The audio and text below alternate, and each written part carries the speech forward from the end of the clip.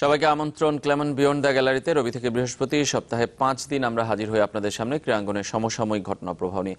আজকের আয়োজনে সঙ্গে আছি রেজওয়ানুজ্জামান। আজ আমরা কথা বলতে চাই ফুটবল নিয়ে। বাংলাদেশের ফুটবল এখন আসলে কি অবস্থায়? আপনারা জানেন যে যুবদল আছে কাতারে, সেখান থেকে বাহরাইন যাবে এফসি চ্যাম্পিয়নশিপ খেলতে। সামনে আবাহনীর এফসি কাপ আছে এবং বাংলাদেশ লিগে কিন্তু এখন বিরতি চলছে এইসব টুর্নামেন্ট এবং ব্যস্ততার কারণে, জাতীয় ব্যস্ততার কারণে। ফুটবলের অবস্থা জানতে আমাদের সঙ্গে এবং জানাতে স্টুডিওতে আছেন দুজন জাতীয় ফুটবলার আছেন। মামুনুল ইসলাম, স্বাগত জানাচ্ছি মামুনুল আপনাকে, এবং স্বাগত জানাচ্ছি জাহিদ হাসান এমিলি আপনাকেও। ধন্যবাদ। দর্শক, আপনারাও চাইলে অংশ নিতে পারেন। ফোন করুন 0255029704 থেকে 06 এই নম্বরগুলোতে।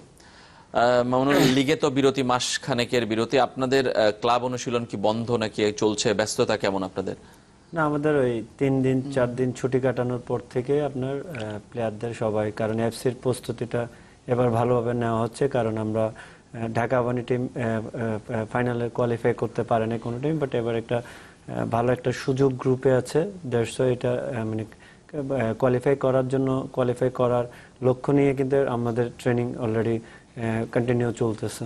আচ্ছা, তার মানে এফসি কাপের জন্য আপনাদের দল প্রস্তুত হচ্ছে।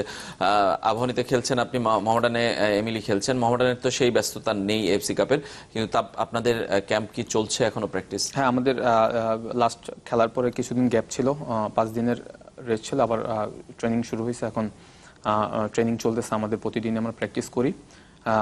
যেহেতু খেলা আগামী মাসে, এখন থেকে এইভাবে মানে আগামী যে ম্যাচ রয়েছে সেই ম্যাচকে ঘিরেই কিন্তু প্ল্যান প্রোগ্রাম চলছে।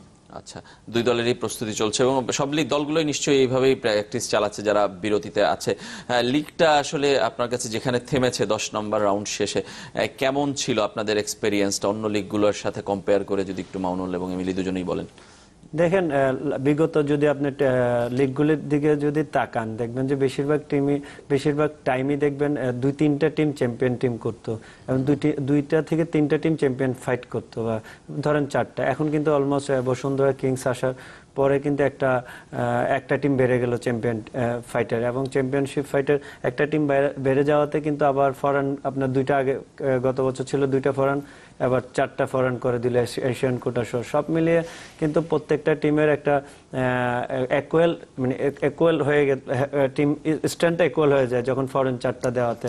মানে বেশি ডিফারেন্স থাকে না যখন ওই ভালো প্লেয়াররা, লোকাল প্লেয়াররা যে টিমে সবচেয়ে বেশি থাকে, আপনার ন্যাশনাল প্লেয়াররা ওই টিমটাই কিন্তু স্ট্রং সাইড, মানে সবচেয়ে ভালো টিম হয়ে পরিণত হয়। আমি বলবো যে এবার অনেক ফাইট, এবং ঢাকার বাইরে খেলা, একটা ভেন্যু বাদে প্রত্যেকটা ভেন্যু আমার মানে ভালো লাগলো। ময়মনসিংহ ভেন্যু, আপনার গোপালগঞ্জটা এমনিতে ভালো, তারপর হলো নীলফামারী, ওইটা একটা ভালো ভেন্যু, দূরত্ব অনেক বেশি, কিন্তু ভেন্যু হিসাবে, মাঠ হিসেবে তারা অনেক সুন্দর করে, বসুন্ধরা কিংস অনেক সুন্দর করে মাঠটার পরিচর্যা করে। একটু একটা গেছে নফেল, যে নোয়াখালী যে ভেন্যুটা আসলে স্পোর্ট ফুটবল খেলার মতো অবস্থানে নাই, যেটা সত্য কথা। তাতে বসুন্ধরা অভিযোগ জানিয়েছে, আপনারাও বললেন এটা সবার ক্ষেত্রে, কারণ মাঠ যদি ভালো নয় আপনি ভালো ফুটবল আশা করতে পারবেন না। যে কোনো কিছু প্রবলেম, যে কোনো বড় টিমের ওখানে পয়েন্ট লুজ করতে পারে, আবার প্লেয়ারদের ইনজুরির জিনিসটা কিন্তু সামনে চলে আসে। আমি বলবো এখনকার লিগ খুব 50-50, কেউ বলতে পারবে না এখনো ফার্স্ট লিগ শেষ হয়নি, সেকেন্ড লিগ শুরু হয়নি। চ্যাম্পিয়নশিপ মানে আপনার তখনই চ্যাম্পিয়নশিপ একটা টিম চ্যাম্পিয়ন হবে, তখন তার মধ্যে আপনার লিগের লাস্ট মুভমেন্ট পর্যন্ত আপনার ওয়েট করতে হইতে পারে। এবং এখনো বসুন্ধরা, আবাহনী এবং শেখ রাসেলের দূরত্ব খুবই কম এই 2-3টা ক্লাবের মধ্যে। মোহামেডান হয়তো একটু পিছিয়ে আছে প্রথম লেগের পারফরমেন্সে, তারপরও লিগের পারফরমেন্স আপনার মূল্যায়নটা কেমন? যে লিগে আপনারা যাচ্ছেন, বিভিন্ন ভেন্যুতে খেলতে হচ্ছে, আবার ব্যাক করে এসে প্র্যাকটিস, এই স্কেডিউলটা মেনটেইন করা এবং অপোনেন্ট দলগুলোর শক্তিমত্তা কেমন মনে হয়েছে আপনার কাছে? মামুন যেটা বললো যে এখন কিন্তু লিগ 1-2টা দলের ভিতর সীমাবদ্ধ নেই। এখন কিন্তু অলমোস্ট সব দলগুলি, যখন একটা টিমে 4 জন বিদেশি প্লেয়ার থাকবে, তখন কিন্তু সব দল কিন্তু অলমোস্ট ইকুয়াল হয়ে যায়, কারণ লোকাল প্লেয়ার কম বেশি কিন্তু সব দলেই ভালো প্লেয়ার রয়েছে। তো যারাই বিদেশি প্লেয়ার ভালো কালেকশন করে আসছে, তারাই কিন্তু আসলে আমার কাছে মনে হয় যে প্রত্যেকটা ম্যাচেই কিন্তু এই বছরের আমার কাছে যেটা মনে হয় যে অনেক ক্ষেত্রেই কিন্তু বিদেশি প্লেয়াররা কিন্তু ব্যবধানটা করছে, বাট আমাদের দেশি প্লেয়ারদের পারফরমেন্স এবার ভালো, তারা কিন্তু বেশ গোল করছে, কয়েকজন আমরা দেখেছি, ভালো পারফরমেন্স হচ্ছে। ওভারঅল আমি বলবো যে লিগটা খুব কম্পিটিটিভ হচ্ছে, মানে যেটা হওয়া উচিত সব সময়ের জন্য। ইভেন মামুন যেটা বললো যে বসুন্ধরা আসার পরে কিন্তু এখন লিগটা আমি বলবো যে আরো জমজমাট অবস্থায় চলে আসছে, এবং যেটা হলো যে কয়েকটা ভেন্যুতেই তো খেলা হচ্ছে, বাট এখানে একটা ভেন্যু আসলে বলতে হয় যেটা হলো যে নোয়াখালী ভেন্যু, সেখানে আমরা খেলে আসছি এবং আমরা নোফেলের সাথে জিততেও পারিনি। মাঠটা আসলে খুবই বাজে মাঠ, মানে দুইটা টিমের হোম হ্যাঁ, ভেন্যু সেটা। হ্যাঁ, এবং ইভেন ওখানে বসুন্ধরায় কিন্তু গিয়ে কিন্তু আপনার Draw করেছে। ড্র করেছে। সো মাঠ, এই ধরনের মাঠে আসলে খেলা কিন্তু খুবই কষ্টকর ব্যাপার, কারণ ভালো ফুটবল খেলার জন্য কিন্তু ডেফিনেটলি ভালো মাঠ লাগবেই। তারপর আমি বলবো যে অন্যান্য যে ভেন্যুগুলি রয়েছে, ময়মনসিংহ অনেক ভালো, নীলফামারীতে আমরা যাইনি বাট শুনেছি অনেক ভালো তাদের ব্যবস্থাও, গোপালগঞ্জও ভালো। সো আমি বলবো যে ভালো একটা লিগ হতে যাচ্ছে, বাট সামনে কিন্তু আপনার বৃষ্টি আসতেছে, সেই ক্ষেত্রে আসলে আমার কাছে মনে হয় যে পরবর্তী যে ম্যাচগুলো, এখনো কিন্তু স্টিল সবার 15-16টা করে ম্যাচ রয়েছে এবং একদমই তাই। মাঝখানেও কিন্তু অনেক গ্যাপ থাকবে। সো ওই গ্যাপের ভিতরে বৃষ্টি হবে, পরবর্তী সময়টা আসলে কিভাবে যাবে সেটা দেখার বিষয়। মানে পরবর্তী সময়টা বৃষ্টির সময়ের জন্য নিশ্চয়ই অবস্থা আরো হবে, চেঞ্জও হবে, মধ্যবর্তী দল বদলে নিশ্চয়ই প্লেয়ারদের অনেক চেঞ্জও আমরা দেখবো, বিদেশিদের বিশেষ করে। ডেফিনেটলি হ্যাঁ, বিদেশে যেটা আমাদের ক্লাবে যেটা হচ্ছে যে আমরা কিন্তু আমার ভালো একটা অবস্থানে নাই, বাট আমাদের টিমটা কিন্তু খুব ততটা খারাপ না, আমাদের টিমটা কিন্তু যথেষ্ট ভালো। বাট সামহাউ ফরেন প্লেয়ারের সার্ভিস প্লাস আমরা কিছু লোকাল প্লেয়ারের সার্ভিসও আসলে মানে আর কি 100% পাচ্ছি না, যার কারণে কিন্তু কোচের একটা সমস্যা আপনাদেরকে ফেস করতে হচ্ছে। বাট আমার কাছে মনে হয় যে নেক্সট যে ম্যাচগুলি আসছে সেই ম্যাচগুলিতে আমরা আবার ইনশাল্লাহ ওভারকাম করবো, এবং যেহেতু স্টিল আমাদের এখনো 15টা খেলা রয়েছে, লিগে অনেক ম্যাচ বাকি, অনেক কিছুই হবে এখানে, বাট যে ব্যাট পার্টটা চলে গেছে আমার কাছে মনে হয় সেইটা থেকে আমরা বেরিয়ে আসার জন্য যে গ্যাপটা আমাদের মানে এটা একটা রিলিফের জন্য কাজ করতে পারে আপনাদের। মামুনের কাছে জানতে চাই যে ন্যাশনাল টিমের প্রাথমিক দলে আপনি ছিলেন, শেষ পর্যন্ত চূড়ান্ত দলে আপনার জায়গা হয়নি, যে কোনো কারণেই হোক, এটাকে আপনি কিভাবে নিচ্ছেন? চ্যালেঞ্জ নাকি নেক্সট টাইমের জন্য আবার নতুন করে প্রিপারেশন, সামনে অন্য কোনো না, টুর্নামেন্ট? আসলে সত্য বলতে হলো আপনার, আমি যেটাকে মানে সাপোর্ট করি যে আমি যখন ম্যাচ খেলি নাই, লাস্ট পারফরমেন্স কেউ আসলে অতীত বিচার করে না। যদি অতীত বিচার করা হয়, ফুটবলের ক্ষেত্রে অনেক প্লেয়ার খুব সম্মানে এবং খুব ভালোভাবে শেষ করতে পারতো, এবং অনেক সিনিয়র প্লেয়ার লং টাইম আপনার বাংলাদেশ টিমকে সার্ভিস দিতে পারতো। কারণ আপনার লাস্ট কিছুদিন আগেও যদি চিন্তা করেন সাব ফুটবলে, হ্যাঁ আসলে খেলার পরও বঙ্গবন্ধু গোল্ড কাপে ইনজুরি কিছুটা একটু একটা ম্যাচ ইনজুরির কারণে তারপর তার খেলতে পারলাম না। তারপর লিগেও একটা বিগ ইনজুরি ছিল হ্যামস্ট্রিং এর, ওইটাও রিকভারি করা হয়েছে। আমি বলবো যে এটা আসলে আমাদের প্লেয়ারদের লাইফে এটা এক ধরনের একটা পার্ট হয়ে দাঁড়িয়েছে, এবং আমি বলবো যে সিলেকশন ইজ ভালো, কারণ যারা ম্যাচ খেলছে তাদেরকেই ডাকানো হয়েছে, এবং 23 জনকে ডেকেছে, যে 23 জন আপনার লিগে নিয়মিত ছিল। এটা হলো গুড সাইড আমি বলবো, কারণ আমাদের চ্যালেঞ্জকে আমরা কন্টিনিউ করতে হবে, আমাদের ফিট রাখতে হবে এবং আমাদের পারফরমেন্স করতে হবে। এবং পারফরমেন্স যখনই আমি মাঠে খেলবো না, আমাকে ডাকলে এটা এক ধরনের, সেটা আমাকে নিতে, বাংলাদেশের যে কোনো প্লেয়ারকে ডাকলে সমালোচনার মধ্যমণি সেই হবে, চাই না সমালোচনার মধ্যমণি হইতে। জাস্ট বলবো যে আমি আমার পারফরমেন্সটা মনোযোগ দিয়ে মাঠে আমি আমার 100% ট্রাই করে দেখি, 100% ট্রাই করে আমার কি হয়, এর থেকে বেশি বলার কিছু না। মানে এখন আপনি লিগে 11-এ চান্স পাওয়া, লিগের 11-এ টিমে, ক্লাব 11-এ মাভনীতে, সেটাই কতটা আশাবাদী, কিংবা সেটার জন্য আসলে আপনার ক্লাব কোচকেও তো আসলে স্যাটিসফাই করতে হবে প্র্যাকটিসে? দেখেন, ট্রেনিং এর ব্যাপারে তো আমার এমিলি আমার সবচেয়ে ক্লোজ ফ্রেন্ড, সে জানে যে ট্রেনিং এর ব্যাপারে আমার কোনো ছাড় নেই, কারণ আমি সবসময় নিজেরটুকু নিজে চেষ্টা করি সবচেয়ে বেশি ট্রেনিং করতে। এখনো পর্যন্ত ট্রেনিং করতেছি 11-এ টিমে, আবানি টিমে 11-এ আসার জন্য, বিকজ একটা টাইম যখন ইনজুরিতে ছিল, টিমের ডাউন অবস্থায় ছিল, আবার ওখান থেকে কামব্যাক করে একটা টিম সেট করা, আবার ওই টিমের সেটে মাঝে মধ্যে চেঞ্জিংয়ে ম্যাচ খেলি, বাট 11-এ না খেলেও চেঞ্জিংয়ে খেলি। যে কোনো সময় একটা সুযোগ আসলে ওই সুযোগটাই কাজে লাগানোর তাই দায়িত্ব। যেমন একটা টিম দাঁড় হয়ে গেছে আবানি টিম, এখন এখান থেকে যদি কাউকে মুভ করতে হয়, তাহলে আমাকে ওই সুযোগটা, যখনই আমি সুযোগটা পাবো তখনই আমার কাজে লাগাতে হবে। দ্যাট টাইম আমি নেক্সট ম্যাচে 11-এ চলে আসবো।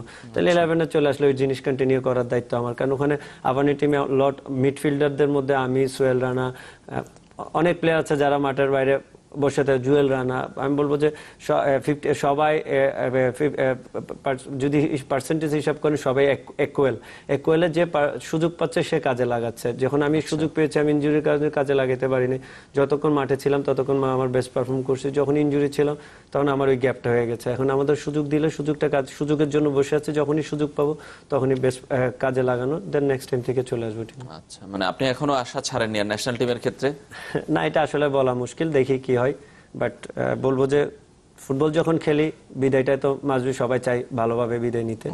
আই থিঙ্ক আমি আমার 100% ট্রাই করবো সব। মানে আপনি একটা ভালো বিদায়ের মঞ্চ অপেক্ষা করছেন, আপনি মনে করছেন যে ন্যাশনাল টিমে খেলে।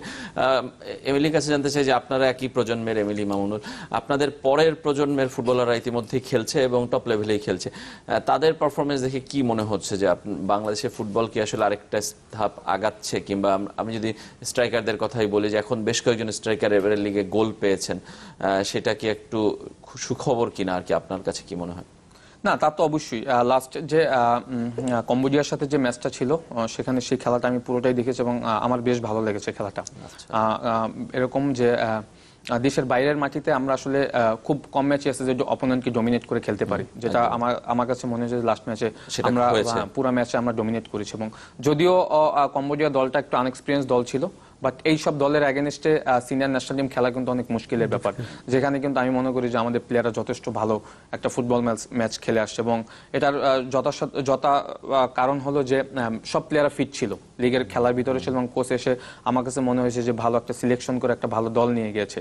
এবং আমি ব্যক্তিগতভাবে যেটা আমার কাছে মনে হয়েছে যে এই প্লেয়ার খেলা উচিত।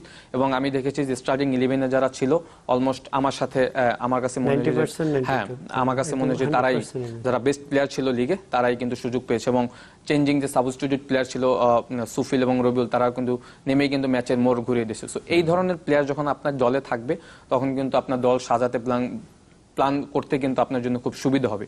বাট এইটা এখানে থেমে থাকলেই হবে না, এই দলটাকে নিয়ে পরবর্তী যে ম্যাচগুলি থাকবে আরো কিন্তু অনেক টাফ, পরবর্তী ওয়ার্ল্ড কাপ কোয়ালিফাই ম্যাচ রয়েছে জুনে, তখন কিন্তু আপনাকে অনেক টাফ অপোনেন্টকে ফেস করতে হবে। ইভেন অলিম্পিক কোয়ালিফাই ম্যাচ রয়েছে বাহরাইনে, সেখানেও কিন্তু আপনাকে খুব টাফ অপোনেন্ট হবে। বাট আমার কাছে যেটা মনে হয় যে এই দলটা কিন্তু যথেষ্ট শক্তিশালী দল আমাদের দলটা, এবং তারা বর্তমানে যে 23 টিমটা রয়েছে কাতারে, যথেষ্ট ট্যালেন্ট প্লেয়ার রয়েছে এখানে। যদি তারা ডেফিনেটলি তারা খুব হার্ডওয়ার্ক করছে এবং তারা খুব ভালো একটা অবস্থান নিয়ে কিন্তু বাহরাইনে যাবে, সেখানেও কিন্তু ভালো করার সুযোগ রয়েছে যদি আমরা ম্যাচ বাই ম্যাচ প্ল্যান করে খেলতে পারি।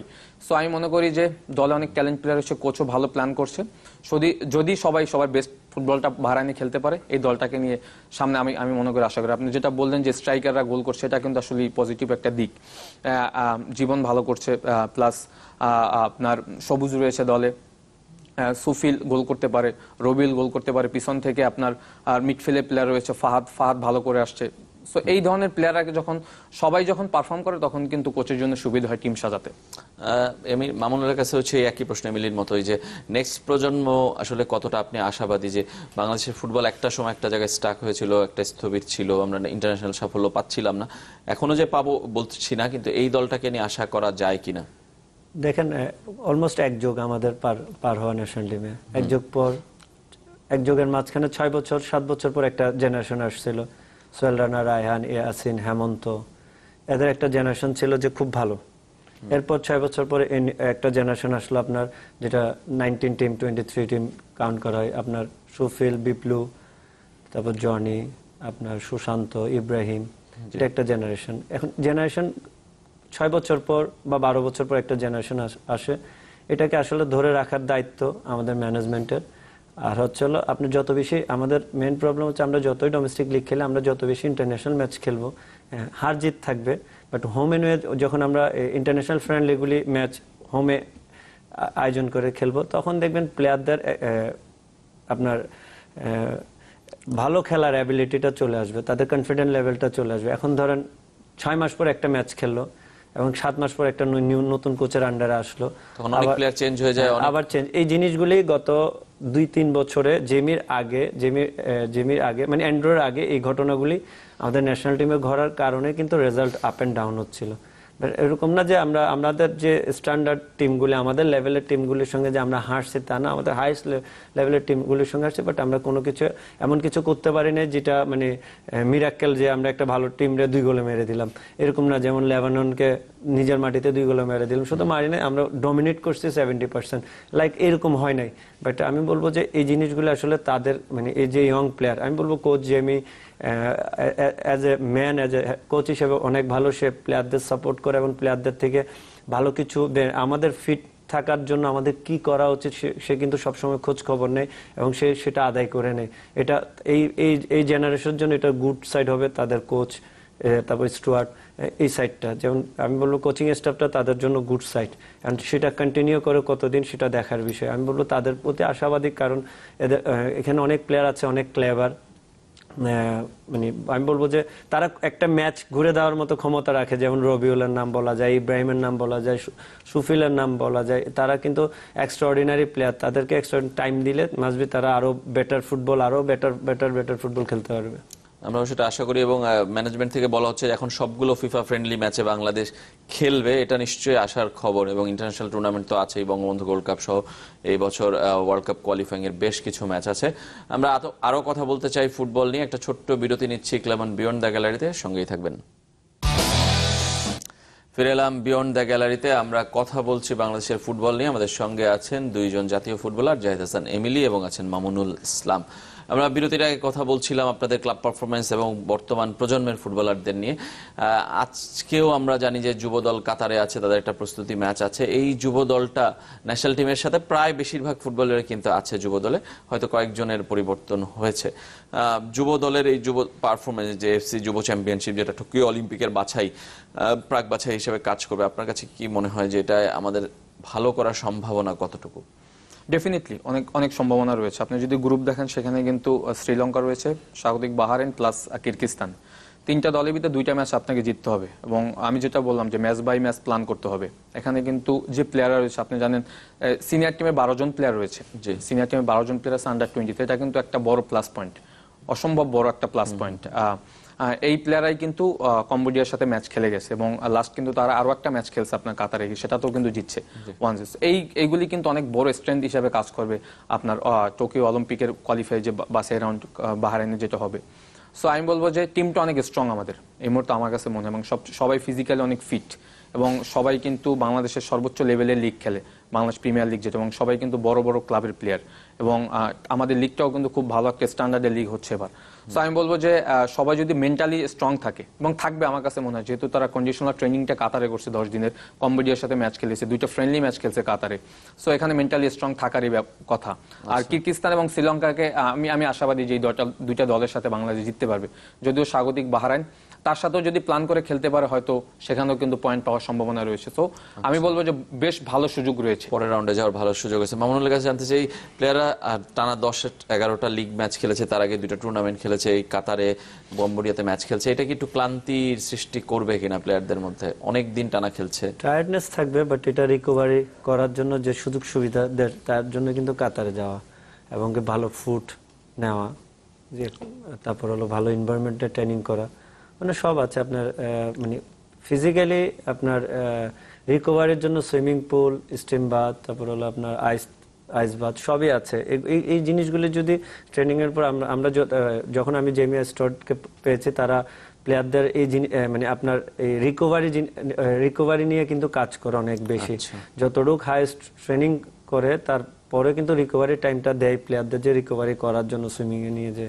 আমি বলবো যে রিকভারিটা ওখানে যখন বাংলাদেশ হইলে একটা প্রবলেম থাকতো যে রিকভারি, মানে আমাদের দেশের সুযোগ সুবিধাগুলি ছিল না। বাট আমি বলবো যে রিকভারি যদি পাই এবং রিকভারির টাইমটা যদি তারা ঠিকভাবে কাজে লাগাইতে পারে, এটা আমাদের অলিম্পিকে যে ভালো রেজাল্ট করতে পারবে, যেটা আমি বলবো আসলে সুযোগ আছে, সুযোগটাই কাজে লাগানোটা দরকার। কাদের উপর আপনার বেশি ভরসা, কিংবা মনে হচ্ছে যে ওভারঅল টিম তো অবশ্যই, কিন্তু আমি বলবো যে যারা ওই আমাদের আন্ডার 23-তে যারা আছে সবাই কিন্তু বেস্ট পারফর্মার লিগের, এবং ন্যাশনাল টিমের বেশিরভাগই প্লেয়ার 11-এ ওরা যে কোনো সময় খেলতে পারে যে কোনো জায়গায়। তো এটা কোনো নো ডাউট, এখানে যে ন্যাশনাল টিমের 12 জনের মধ্যে 8-9 জন 7 জন খেলে ন্যাশনাল টিমে 11-এ। আমি বলবো যে সব মিলিয়ে তাদের ডিফেন্স লাইনটা যদি গিয়ে হয়, তাহলে একটু স্টপারে একটু প্রবলেম থাকতে পারে, তাহলে স্টপার ছাড়া অ্যাটাকিং লাইনটা অনেক স্ট্রং।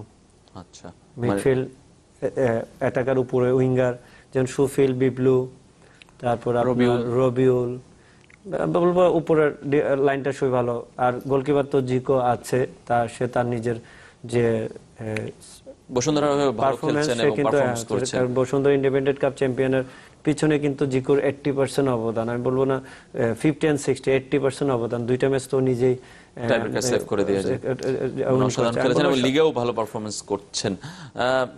স্টপার লাইন নিয়ে একটু দুর্বলতা মনে হচ্ছে মামুনুল, আপনার কাছে কি মনে হয় যে সামনের দিকে স্ট্রং আমরা আগে বলছিলাম। স্টপার সেন্ট্রাল ব্যাকে যদি এখন কোচ কাকে ইউজ করবে সেটা আসলে দেখার বিষয়, বাট আমার কাছে মনে হয় যে বাদশা রয়েছে, বাদশা কিন্তু লিগেও ভালো করে আসছে এবং সে সিনিয়র ন্যাশনাল স্টেডিয়ামে খেলার এক্সপিরিয়েন্স রয়েছে এবং বাদশার সাথে যদি সুশান্ত, আমি জানি না স্টপার কোচ কাকে ইউজ করে, এবং রাইট ব্যাকে তো বিশ্বনাথ রয়েছে, সিনিয়র ন্যাশনাল স্টেডিয়ামে রেগুলার খেলে।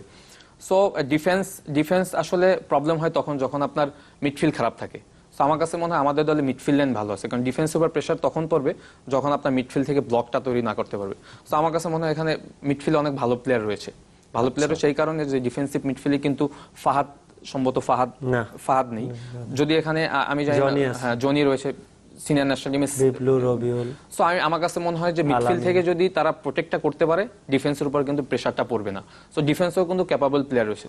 সো ফুটবল যেহেতু টিম গেম, আমার কাছে মনে হয় যে প্রত্যেকটা পজিশনেই কিন্তু এই মুহূর্তে যে 23 জন প্লেয়ার রয়েছে তারা কিন্তু সবাই ক্যাপাবল প্লেয়ার। স্পেশালি অফেন্স লাইনে তো অনেক ভালো প্লেয়ার রয়েছে, যেটা মামুন বললো যে সুফিল অনেক স্পিডি প্লেয়ার, অনেক স্পিডে খেলে, এবং আরামবাগে আরিফ রয়েছে, কোচ যদি আরিফকে ইউজ করে, আরিফ অসম্ভব দ্রুতগতির প্লেয়ার। সো এই প্লেয়ারদেরকে কিন্তু আনসিন, এদেরকে সম্পর্কে কিন্তু বাহরাইন বলেন বা কিরগিস্তান বলেন তারা জানে না। যখন হঠাৎ করে ম্যাচ খেলতে আসবে তখন কিন্তু এরা অপোনেন্টকে অনেক বড় বিপদে ফেলতে পারে যদি কৌশল অনুযায়ী কোচের খেলতে পারে। যদি কাউন্টার অ্যাটাক, অনেক ম্যাচে যদি কাউন্টার অ্যাটাক খেলে, এদেরকে কিন্তু আমার কাছে মনে হয় না যে খুব ইজিলি ধরতে পারবে। ইভেন পিছন থেকে তো রবিউল অ্যাটাকে যেতে পারে, জনি অ্যাটাকে যেতে পারে, বিপ্লু রয়েছে গোল করার মতো। সো আমি বলবো যে দলটা কিন্তু খুব ইয়ং এবং খুব ট্যালেন্টেড দল এবং অনেক স্পিড নিয়ে খেলতে পারে। সো এই ধরনের ম্যাচে আপনাকে অনেক স্ট্রেংথ এবং স্পিড নিয়ে খেলতে হবে, যেটা আমাদের দলের রয়েছে। সো ওভারঅল আমার কাছে মনে হয় যে কোচের খুব সুবিধা হবে, কারণ 23 জন প্লেয়ার, এবং আশরাফুল করে একটা ছেলে আছে যে কিনা নফেলে খেলে, এই ছেলেটাকে অসম্ভব ভালো লাগে আমার, এবং সে কিন্তু লাস্ট ফ্রেন্ডলি ম্যাচে গোলও করেছে চেঞ্জিং নেমে। এই ছেলেটাকে ইউজ হয়তো কোচ করবে। সো আমি বলবো যে ওভারঅল একটা ব্যালেন্স টিম। সো যদি কোচের প্ল্যান অনুযায়ী প্লেয়ার এক্সিকিউট করতে পারে, আমার কাছে মনে হয় যে ভালো করবে, মানে সুযোগ আছে ভালো করার। একটু দেশের ফুটবল আবার ফিরতে চাই মামুনুল, দেশের ফুটবল স্ট্রাকচারে আপনার কি মনে হয় যে একটু একটু পরিবর্তন আসছে কিনা? ক্লাবগুলো বয়সভিত্তিক দল গড়ার ক্ষেত্রে আগ্রহী হচ্ছে, কয়েকটা ক্লাব আমরা তো বলতেই পারি, সুযোগ সুবিধাও কিছু কিছু বাড়ছে ক্লাবগুলোর ক্ষেত্রে। তারা আসলে চিন্তা করছে যে তাদের পরবর্তী মৌসুম কিংবা তারপরের মৌসুমের জন্য আসলে দলগুলো কিভাবে তৈরি করা যায়। মানে এই বয়সভিত্তিক দলে কি একটু একটু আপনার মনে হয় যে ক্লাবগুলোর পরিস্থিতি চেঞ্জ হচ্ছে? সব মিলে শুধু ক্লাবগুলি না, আপনার ডিস্ট্রিক্টগুলিতে যদি পারফেক্টলি ভাবে যদি আপনার একাডেমি, প্রত্যেক ডিস্ট্রিক্টে একটা করে যদি একাডেমি হয়, 64 ডিস্ট্রিক্টে 64টা একাডেমি, 30টা করে প্লেয়ার থাকলে কতটা, মানে 2000 প্লেয়ার, তাইলে আপনার 2000 প্লেয়ার থেকে 500 প্লেয়ার এমনিতেই আসবে। এটা হলো, আর তাদের সুযোগ সুবিধা দিতে হবে হাইস্ট লেভেলের। আমাদের অনেক ডিস্ট্রিক্ট আছে যারা মাঠ পায় না ট্রেনিং এর জন্য, স্টেডিয়াম ইউজ করতে পারে না, এরকম অনেক ডিস্ট্রিক্ট আছে। সেটা তো অবশ্যই, আপনি প্রফেশনাল লিগেই বলছেন একটা মাঠ নিয়ে এত অভিযোগ, সেটাও তো একটা ডিস্ট্রিক্ট। আপনাকে বললাম এটা একটা ডিস্ট্রিক্টে এমন আছে যে প্লেয়াররা ট্রেনিং করার সুযোগ পায় না। তাহলে আপনি ওই সুযোগ সুবিধাগুলো যদি আপনার ডিস্ট্রিক্ট অনুযায়ী, প্রত্যেকটা বিভাগে এখন যেভাবে কাজ শুরু করেছে, প্রত্যেকটা বিভাগ থেকে সঙ্গে সঙ্গে ক্লাবে আসবে। ক্লাবগুলি অনূর্ধ্ব 14, 16, 19 টুর্নামেন্টগুলিতে যখন জয়েন করবে, দেখবেন যে সবচেয়ে বেশিরভাগ ইয়ং প্লেয়ার কিন্তু ক্লাবগুলি থেকে চলে আসে।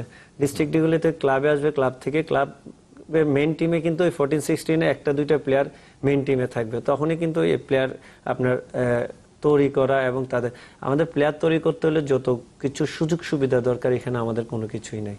এটা আসলে রিয়েল কথা। যতই আমরা বলি আমাদের লেভেল এতটুকু, আমরা এতটুকু, আমরা ততটুকু, যদি আমরা ওই সুযোগ সুবিধাগুলি পারফেক্টলি দিতে না পারি, এটা আসলে কাউকে দোষারোপ করতে না, এটা আপনার কাউকে দোষারোপ করতে পারবে না। কারণ আমরা যদি ফুটবলের সাইডে ফাইন্যান্সিয়ালি দিক দিয়ে অন্য দেশের থেকে আমরা অনেক পিছনে। যদি স্ট্রাকচার তৈরি করতে যান, এখন এই স্ট্রাকচারটা তো তৈরি করতে হলে আপনার অনেক ফাইন্যান্সিয়ালি সাপোর্ট দিতে হবে, প্রত্যেকটা জায়গায় আপনাকে ওইভাবে গড়ে তুলতে হবে। তখনই তো কথাগুলি আসে যে যদি বলে আমার এই একটা একাডেমি, এত সুন্দর একাডেমি আছে, এখান থেকে আমি 4টা প্লেয়ার, ন্যাশনাল প্লেয়ার তৈরি করতে পারি না, তখনই কিন্তু কথা আসবে, তার আগে আসবে না। কিন্তু ওই একাডেমি তো প্রত্যেক ডিস্ট্রিক্টে একটা করে বেস্ট একাডেমি করা হচ্ছে। ডিস্ট্রিক্ট তো অনেক দূরের কথা, আমরা সেন্ট্রালিও একটা, যেটা আমার যে উন্নতি করতে গেলে আপনার এগুলা করতে হবে, এগুলা না করতে পারলে আপনি একটা পর্যায়ে যাই, একটা জায়গায় যাই থেমে থাকবেন। যেমন আমরা 71 বলে, 80 যুগ বলে, 90 যুগ বলে, যুগ কিন্তু একটা জায়গায় থেমে আছে, এখান থেকে কিন্তু কেউ বাইরেতে পারতেছে না। এখন যদি আমাদের দেশে যদি ইলেকট্রিক্যাল, মানে আপনার ইন্টারনেটের সুযোগ সুবিধাগুলি না থাকতো, আমরা কিন্তু আগে দুনিয়াতেই থাকতাম। ওই সিনেমা হলে সিনেমা দেখতাম, ফুটবল মাঠে এসে, ক্রিকেট মাঠে এসে ফুটবল ক্রিকেট খেলা দেখতাম, হকি খেলা দেখতাম, তার বাইরে কিন্তু যেতে পারতাম না। এখন ওয়ার্ল্ডটাই ফাস্ট হওয়ার কারণে সবকিছু ইজি হওয়াতে কিন্তু মানুষ কিছুটা স্টেডিয়াম মুখী না খেলা দেখার জন্য, বাট আউটসাইড দিয়ে তারা কিন্তু ইন্টারনেটে সবকিছু, আমরা যতটুকু জানি না, আমাদের থেকে ইয়ংরা অনেক কিছু জানে, তার সঙ্গে সঙ্গে আমরা খেলার রেজাল্ট কালকে নিয়ে ওরা এখন নিয়ে নিতেছে। তো এটা এগুলো কিন্তু একটা বড় ফ্যাক্টর। তাইলে আপনার এগুলো এই চেঞ্জের সঙ্গে সঙ্গে আপনার আমাদের অত্যাধুনিক সিস্টেমও চেঞ্জ করা উচিত, যে ফ্যাসিলিটিসগুলো এগুলো যদি আপনি চেঞ্জ করতে পারেন, দ্যাট টাইম আপনি ফুটবল ইমপ্রুভমেন্ট করতে পারবেন। সেটা তো আমাদের অবশ্যই- সাবকন্টিনেন্টাল আর এশিয়ান লেভেল আমরা টপ ফুটবল খেলার মতো অ্যাবিলিটি আমাদের দেশে রাখে, বিকজ আমাদের দেশে অনেক স্কিলফুল প্লেয়ার বর্ন হয়। মামুনুলের সাথে একমত যে আসলে অনেক সুযোগ সুবিধা আমাদের কম, কিন্তু আপনার কি মনে হয় এমিলি যে মানসিকতারও একটু সমস্যা আছে আমাদের ক্লাব অফিসিয়াল, কর্মকর্তা, প্লেয়ার সবার, ফেডারেশন সবারই, যে আমরা ফুটবলে কিন্তু কম টাকা খরচ হয় না, একটা ক্লাব করতে কোটি কোটি টাকা তারা খরচ করছে, কিন্তু ফ্যাসিলিটিজের দিক থেকে তারা আসলে একটু ইনভেস্ট করতে চায় না কোনো ক্লাবই। মানে দু একটা ক্লাব ব্যতিক্রম আছে এখন অবশ্যই, কিন্তু বেশিরভাগ ক্লাবই সেটা করতে চায় না। এটা ইম্পর্টেন্ট। মানসিকতা তখনই তৈরি হবে যখন আপনার সবকিছু ঠিকঠাক থাকবে, তখন কিন্তু আমার মানসিকতা চেঞ্জ হয়ে যাবে, অফিসিয়ালেরও চেঞ্জ হবে। তখন কিন্তু সবাই চিন্তা করবে যে হ্যাঁ, আমার দিক থেকে আমাকে পুরো 100% দিতে হবে। সো আমরা আসলে আমাদের সবার ল্যাকিংস আছে দেখেই কিন্তু আমরা আমাদের জায়গাতেই রয়েছি, আমরা কিন্তু ভালো জায়গায় যেতে পারছি না। মামুন যেটা বললো যে ওই 70 দশক যে 80 আমরা কিন্তু ওই অবস্থাতে আছি, আমরা কিন্তু কোনো জেনারেশনে কিন্তু এশিয়া কাপে নিয়ে যেতে পারিনি। সো এটা কিন্তু বা কোন একটা ভালো অবস্থান তৈরি করতে পারিনি, ওই আমাদের লেভেলটা কিন্তু আমাদের জায়গায় আছে, বাট আমরা কিন্তু ওইটা নিয়ে কেউ চিন্তা করি না যে আমাদের এশিয়া কাপে যেতে হবে। এটার জন্য যে স্ট্রাকচার তৈরি করা সেটা কিন্তু আমরা কেউ তৈরি করিনি। যেটা বললো যে আমি এখন একটা একাডেমি করলাম, ওই একাডেমি শুধু করলেই হবে না, সেটাকে একদম world class level, at least Asian লেভেলে নিয়ে যেতে হবে, ওই স্ট্যান্ডার্ডগুলো মেইনটেইন করতে হবে।